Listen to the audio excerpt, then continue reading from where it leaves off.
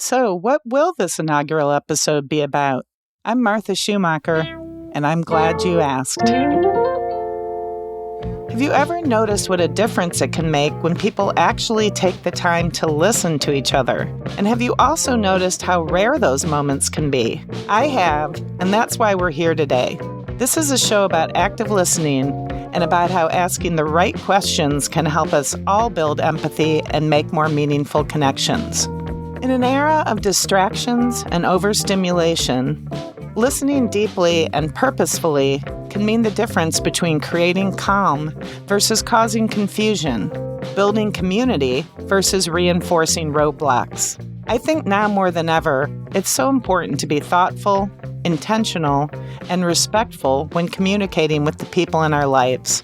I know I'm grateful for every moment someone chooses to spend talking with me instead of engaging with the vast amount of entertainment, information, and media at our fingertips, for better or worse.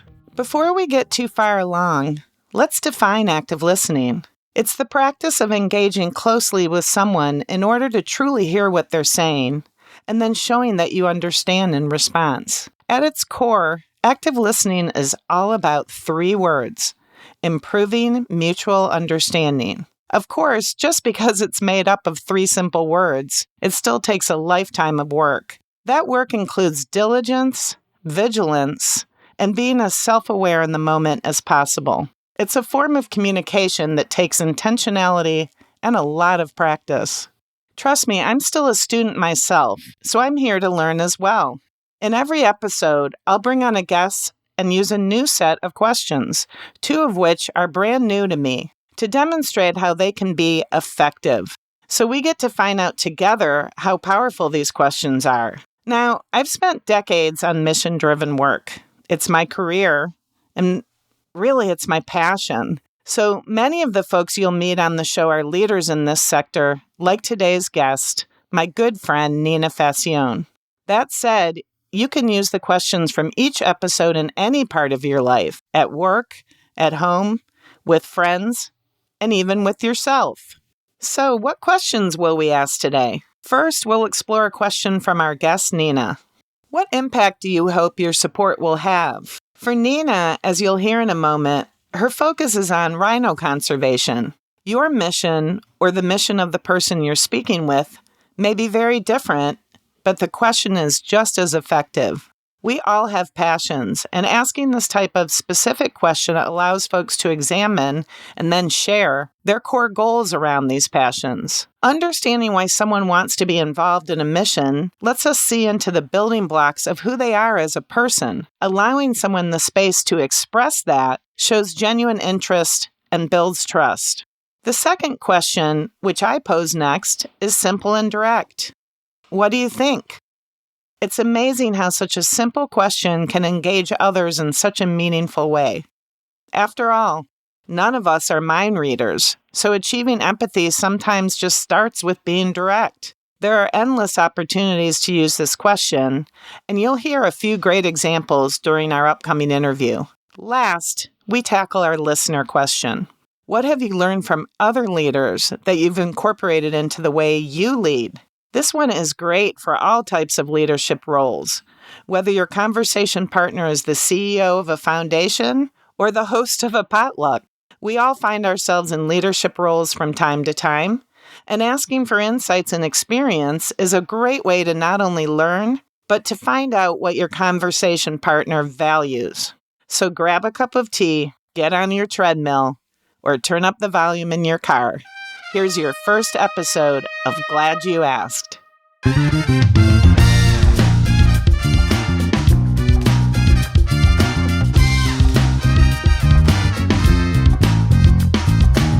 Welcome to Glad You Asked, a show about how active listening can help you build stronger connections with folks in your life, personally and professionally.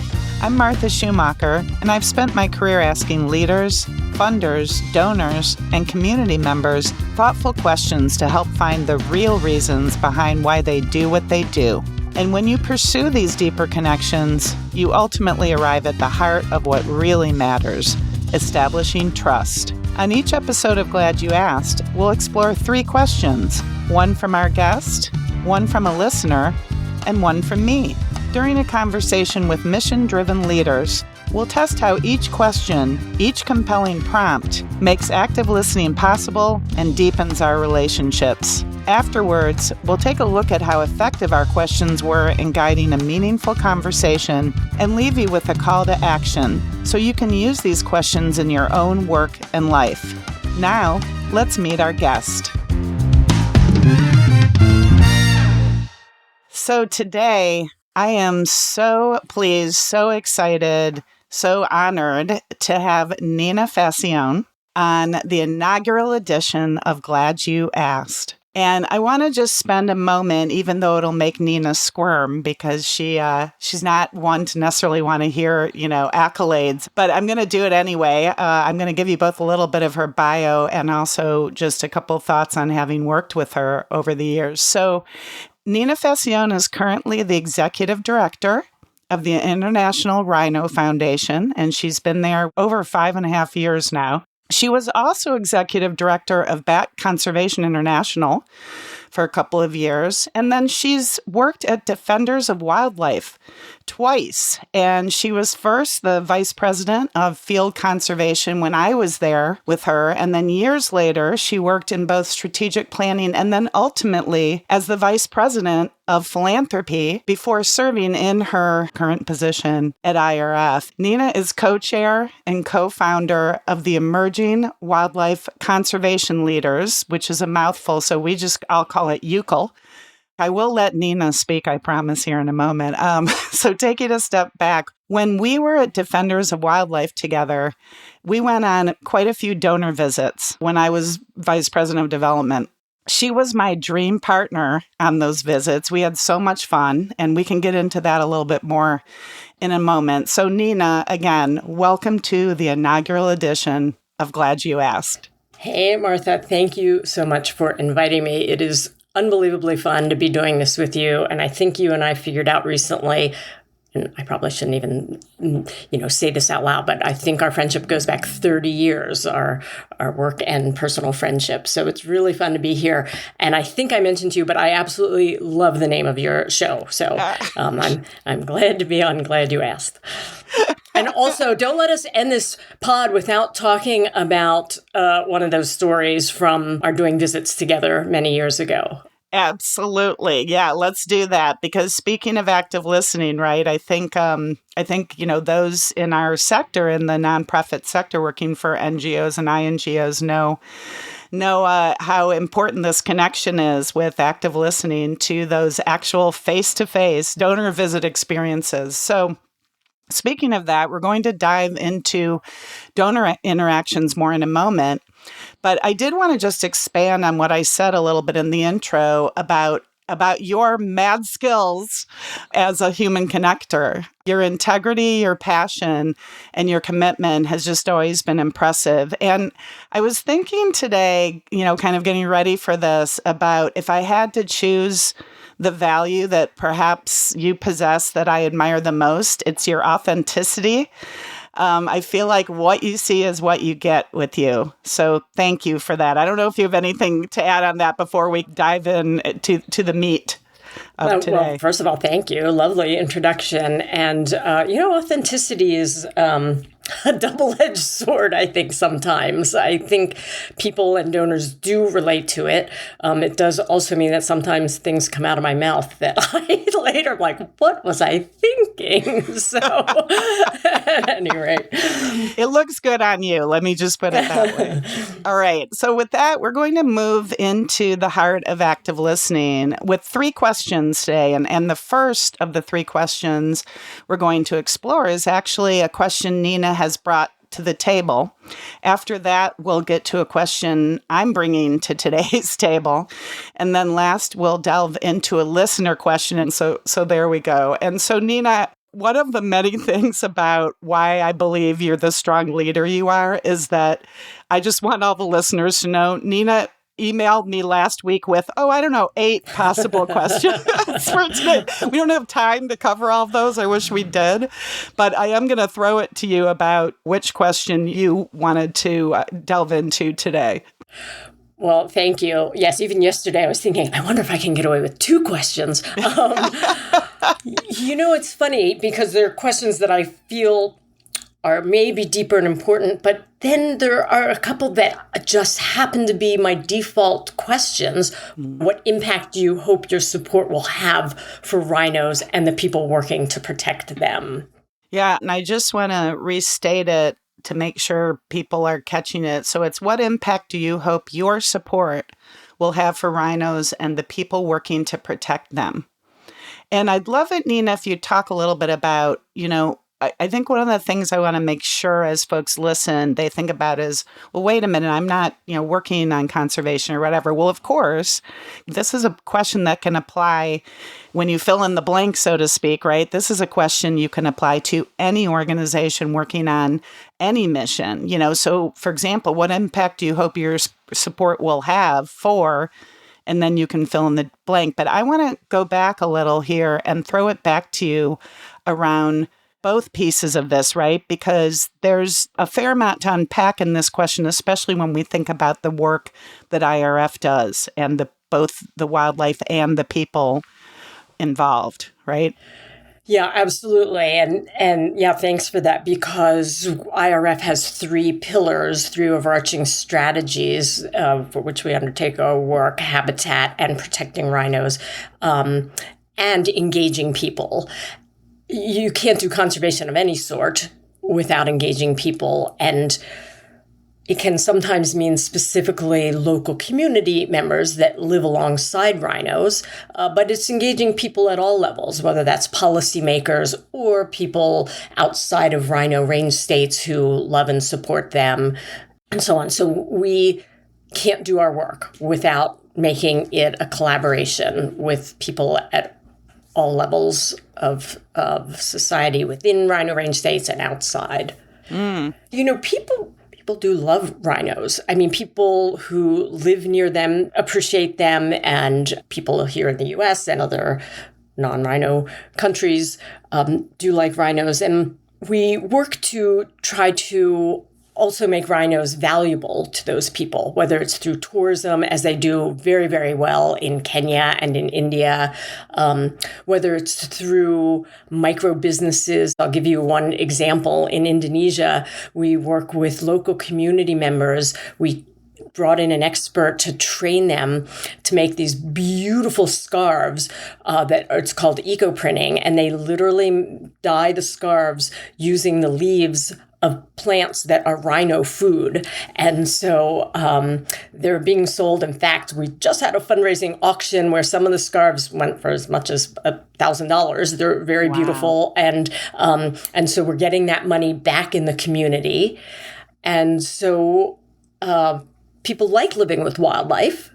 They just, first and foremost, always have to have feeding and clothing and getting healthcare for their families front and center. It's often why people trip up and get involved with poaching, because they might have a financial need. So the more that we can, and it's not just encouraging people to, these are community-led programs. This whole eco-printing project was a suggestion from the women in the community that wanted some way of making an income from the rhinos that they live alongside. So taking ideas from the community, helping to build capacity for that. And we do the same thing. You mentioned rangers who put their lives on the line. Rangers are very proud of the work they do, and it can be a very lethal profession. And so International Rhino Foundation trains and helps build capacity in rangers in many of the countries where we work. We do it in India, we do it in Indonesia, we do it in various African countries. And whether that's giving them the equipment they need, better boots and backpacks and such. We're having an alternative gift option of buying a ranger pack this holiday season, Nice. Which we're excited about. Which literally just launched today. Yay. So yeah, We're here to exactly. talk about it. I know. Thank you for that opportunity. And we literally do financial literacy training for rangers, because it is often the finances that will get people in trouble They go to a loan shark for money. Their vehicle breaks down. They have a sick family member. They desperately need some revenue for that. And who's there but the loan sharks that are affiliated with poaching, global poaching syndicates. And then people get trapped in this cycle. And so if you can help people, that was a lot to share, but if you can help people create livelihoods from wildlife, and in our case, rhinos in particular, of course, then they have more options.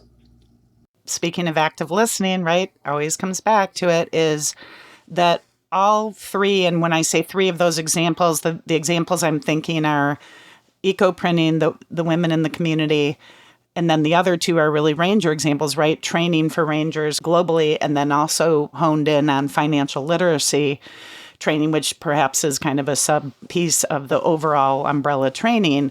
But all three of those, to me, feel like in all of those cases, you all are doing your very best to actively listen to these communities and say, what do you need?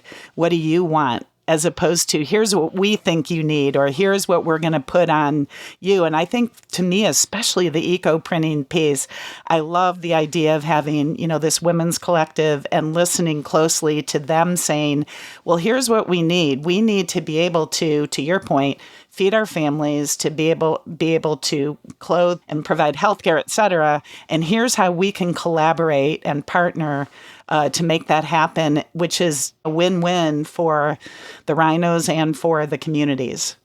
So does that make sense? Yes, absolutely. It has to be community-led. It has to be their ideas. What do I know coming in from Washington, D.C. Exactly. About what's most needed or valued or important or sustainable or all of those things? What we have are maybe some resources that they don't have, including basic financial resources, but also we were able to bring in the trainer for these eco-printing projects. And that's how you help, by listening to community members. By the way, I think I have to come clean, right, and say that I got the opportunity to be in Indonesia, and I have one of those scarves, and I gave it to my sister-in-law, and I think it's one of her most treasured gifts ever.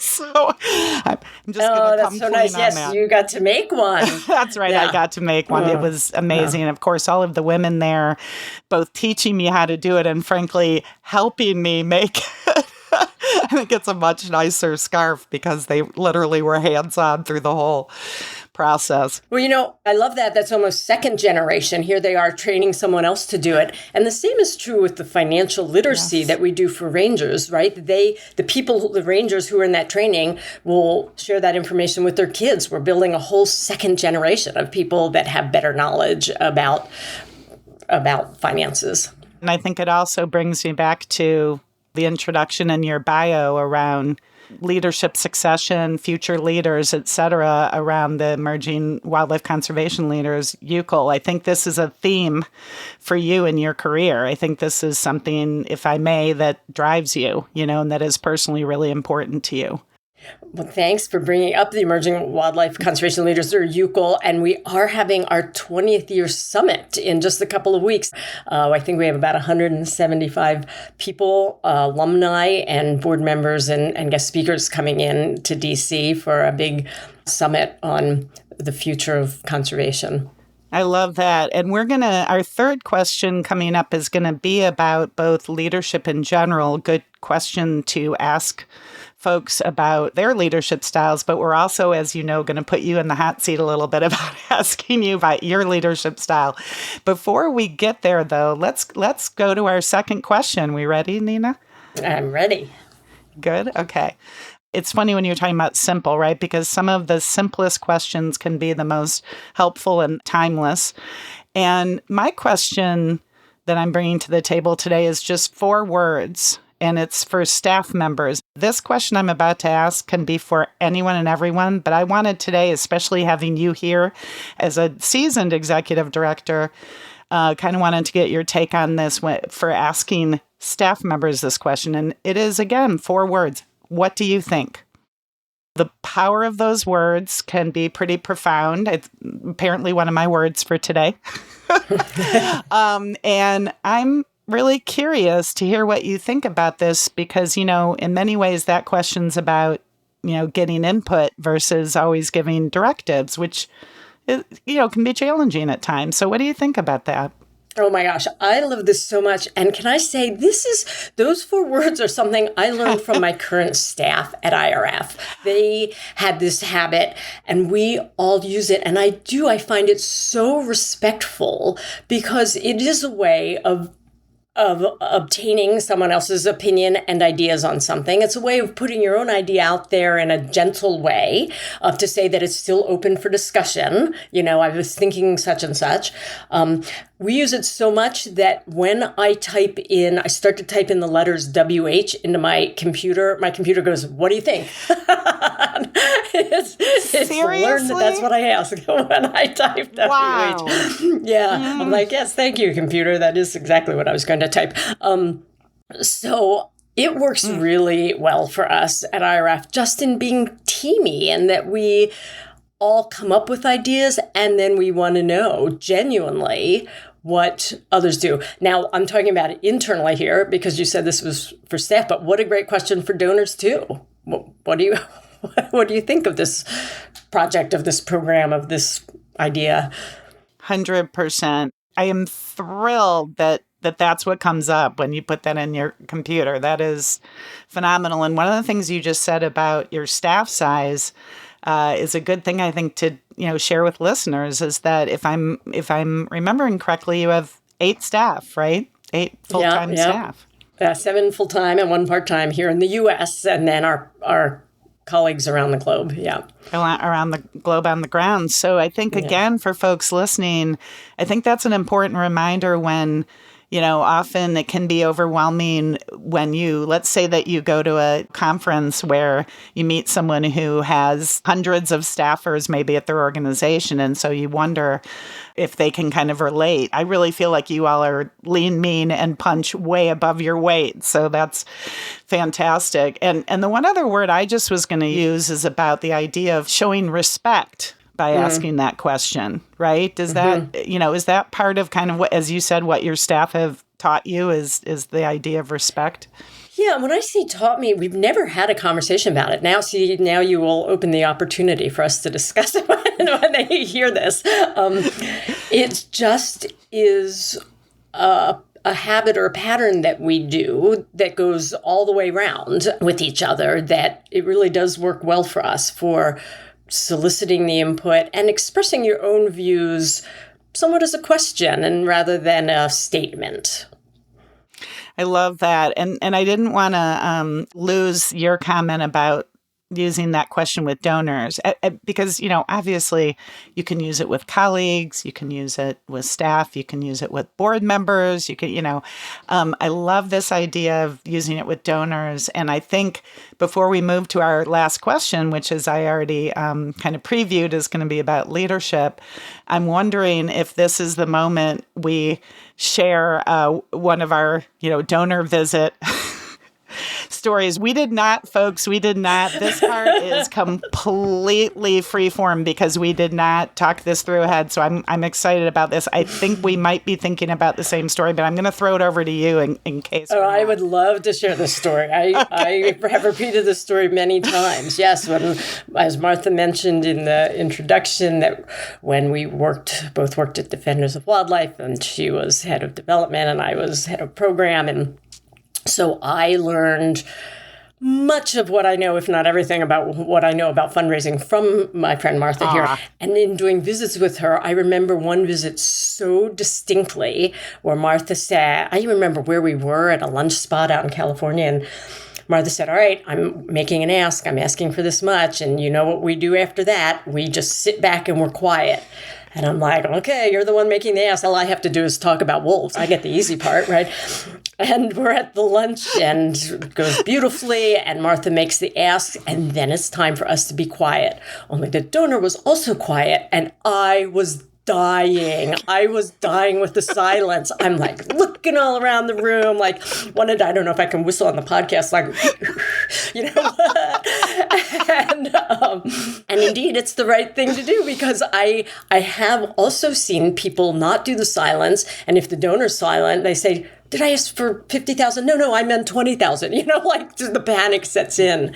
But Martha, of course, was cool as a cucumber, and we did get a gift. So, at any rate, that was years ago, and I remember that regularly as part of my learnings.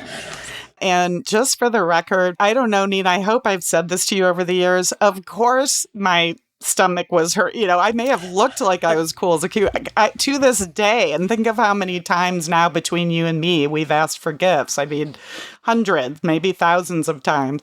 I still get a little of that. I think if you really care, right, if you continue to care about wanting to be able to have the funds to invest into your mission, if you feel passionately, then it's not going to matter how many times you'll do it. You'll have a little bit of that. If you don't have a little bit of that, I might actually be a little worried you don't care enough. So I think it's all good. Well, that's a good point. And that's an excellent point. And the other piece is that I know this is true for both of us, that we truly care about our donors. And so you want to make sure that the friendship, the partnership in conservation is strong. And that's a good point. Yes. I might have to invite you back on sooner rather than later to have that entire conversation, because I think you're probably aware in our sector right now, there's a lot of conversation around, are we perhaps putting donors on a pedestal a little too much? That's a conversation, speaking of conversations, for another day. But yeah, I really appreciate that. So thank you. And I knew the minute you started talking, I was like, yep, I know exactly what story she's going to tell.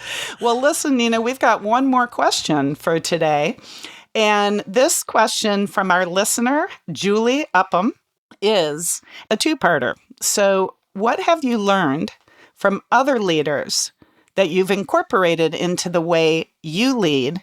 And then what have you learned from other leaders that you avoid like the plague? Probably everyone listening has had a bad boss at some point, and hopefully everyone listening has had a great boss and everything in between. And again, before you answer, I want to just, call out what I said earlier, which is this is both a question for you today, but I think it's also a great question you can ask anyone, whether they're in an executive director role right now or not, right? So have at it, Nina. Sure. Well, and maybe I should start by saying, my own leadership is an ongoing journey and will be until I retire or die, right? All of us should always be evolving. So I'm not saying I'm perfect in this, but I've always appreciated a leader who can articulate the connection between mission and tasks. Because it's so easy, and I'm guilty myself of getting caught up in the day-to-day. And the day-to-day are things that are important for the running, functioning of an organization, but kind of always that ability to keep the big picture front and center when dealing with the little stuff, I would say is something I have admired in several bosses that I have had. That's great. And then is there anything that you've kind of learned to avoid? Okay, so amusingly, I've maybe gained more leadership skills by not doing things I've seen other leaders do. Amen. But I would say that something I've very intentionally strived to do is get better about giving people grace for mistakes. I've seen that not happening. And when you have employees who are dedicated to the cause and doing their best, giving them grace for mistakes is just essential for their own morale and self-worth and productivity. We're all human. We're all going to screw up. I did have a boss say to me once, as long as, you didn't kill anybody, everything's reversible. Wow. Good for that boss. And it really generates goodwill, as it should, because, we should all treat people with humanity. I love that about humanity, and I think productivity is so interesting, right? Because you use that word, and it has been shown over and over and over again that, ironically, there are people who don't show that humanity. They lose people regularly because it's a toxic workplace. And then ironically, right, something that they thought they were doing hopefully they thought they were doing not just to be a jerk, but, more to actually, get more for the organization, it totally backfires because who wants to work in that environment, right? Right. It's kind of, I think, ironic that productivity, which is such a corporate capitalistic concept, actually has been proven over and over and over again to be higher if you treat people like human beings and give them grace, to your earlier point. Well, and generationally, honestly, the old styles of management just don't fly anymore, which is great. Because the command style of leadership, in my opinion, should be a thing of the past. I mean, I love my team so much and have such a great team that there's some days I think, the most important thing I can do on my job is to keep my team happy because, then rhinos are benefiting from these people who just feel, I know they all are dedicated to the mission. And if they're satisfied in their jobs, it's that much better for the organization and for rhinos. Amen to that, Nina. Wow. I feel like maybe this is what we should end on. If everybody came into leadership roles with that attitude, meaning that your number one job as the CEO, executive director, the staff leader of the organization is to try to make the best possible environment for, culture for, and support system for staff, I think the world would be a lot better off. So really appreciate that. You know that I often end meetings and time with friends by saying anything else for the good of the order, anything else to think about on active listening, on any of the 3 questions we've talked about today? Well, I came into my role originally as a program person and scientist, so I am super quick to get to the facts. And so maybe my slogan should be like, fewer facts, more listening. Because yes, this is why your podcast is so important, that asking the questions is much more important than sharing the facts. Well, Nina, my sister from another mister, you said 30 years. I think it might be 32, 33. I mean, it is 30 plus for sure.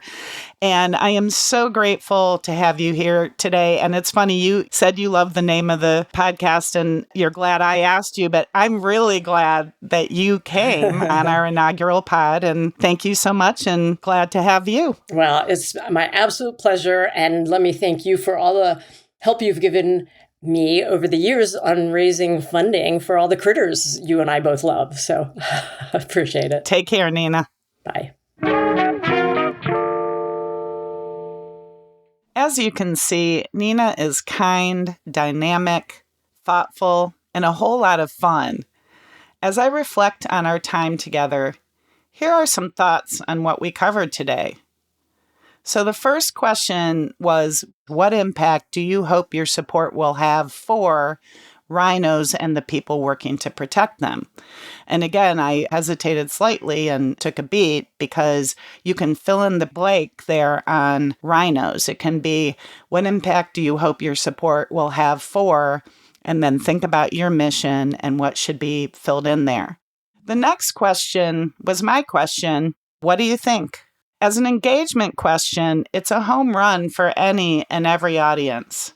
That said, it was encouraging to learn that she particularly prioritizes this question with her staff. So staff retention is difficult in all sectors right now. We know that, though understandably especially difficult in the nonprofit sector in the current environment. That's why deep listening with your staff is crucial. As Nina says, this question shows tremendous respect for them. And she shared that it is also a way to show staff that the topic at hand is still open for discussion. I really liked the way she framed that. Last, Julie's question was, what have you learned from other leaders that you've incorporated into the way you lead? And what have you learned from other leaders that you avoid like the plague? Nina's humility around her own leadership journey is inspiring, and I also appreciated her personal response to this question. First and foremost, she shared that she really admires leaders who are able to, quote, articulate the connection between mission and tasks, unquote. She talked about having several bosses over the years who have been able to achieve this, if not all the time, often enough that she took note. As much of a light bulb moment as that was for me, we went even deeper on those learning moments around not emulating certain leadership traits. For example, CEOs and other senior leaders who come down hard, especially when they do that publicly, on staffers for mistakes they make. I was really moved by her emphasis on giving people grace and treating them with humanity. She then went even deeper to talk about how younger generations are not going to put up with command and control style management. And in essence, she said, that's as it should be and good riddance.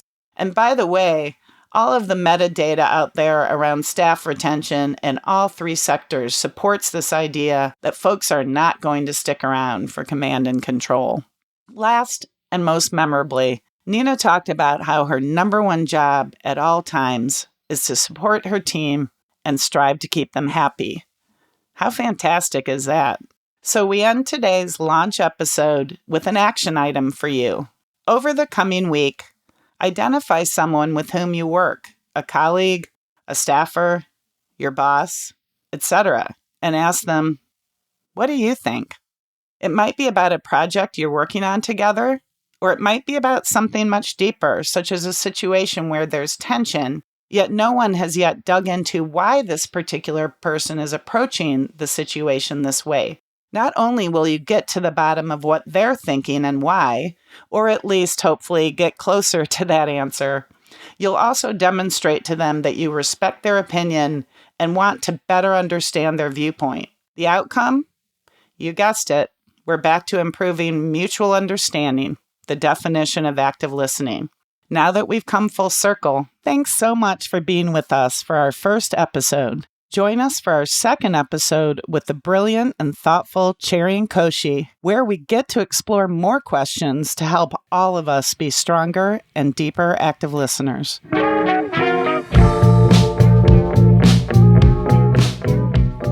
Thanks for listening to Glad You Asked, a Hazen Institute for Leadership training podcast. If you enjoy the show, come find me on Patreon for more in-depth content. You can also follow me on LinkedIn. This show is produced by the amazing Patrick and Benjamin Childers of Odd Conduit Media. Please check the show notes for our guest links, today's questions, and more information. A massive heartfelt shout out to my father, Hazen Schumacher, who taught me the power of audio storytelling through his weekly radio show, Jazz Revisited, and to Basil and the Supernaturals featuring Herbie Hunkley for our show's music. If you have a question you'd like me to put out there on our show, send me a message on LinkedIn or send me an email at hello@hazeninc.com. Have you used a question from our show in your life? If so, drop us a line and tell us how it went. You can also learn more about my work at hazeninc.com. Tune in next time to keep exploring active listening